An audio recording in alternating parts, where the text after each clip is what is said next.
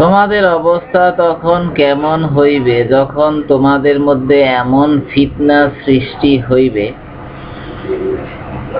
যাহা বয়স্কদেরকে জরাজীর্ণ এবং শিশুদেরকে বৃদ্ধ করিয়া ছাড়িবে,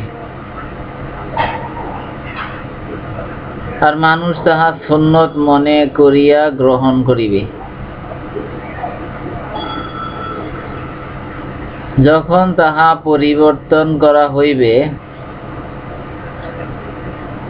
লোকেরা বলিবে, সুন্নাত পরিবর্তন করিয়া ফেলিল। লোকজন প্রশ্ন করিল,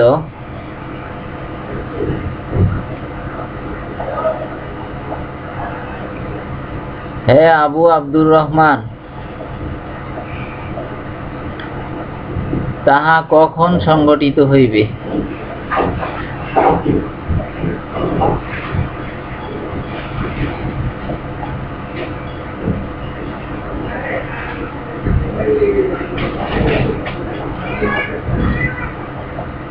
তিনি বলিলেন, যখন তোমাদের মধ্যে পাঠক বেশি হইবে, অর্থাৎ শিক্ষাবিদ,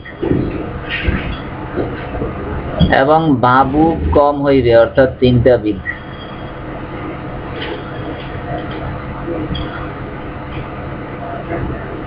আমিরের অর্থাৎ ধনীর সংখ্যা বাড়িয়া যাইবে এবং আমানতদার কমিয়া যাইবে, অর্থাৎ বিশ্বস্ত।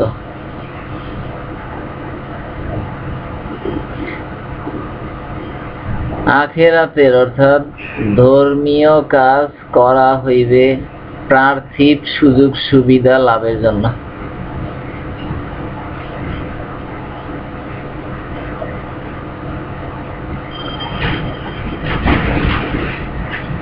আল হাদিস, দারিমি শরীফ, হাদিস পৃষ্ঠা নাম্বার 97।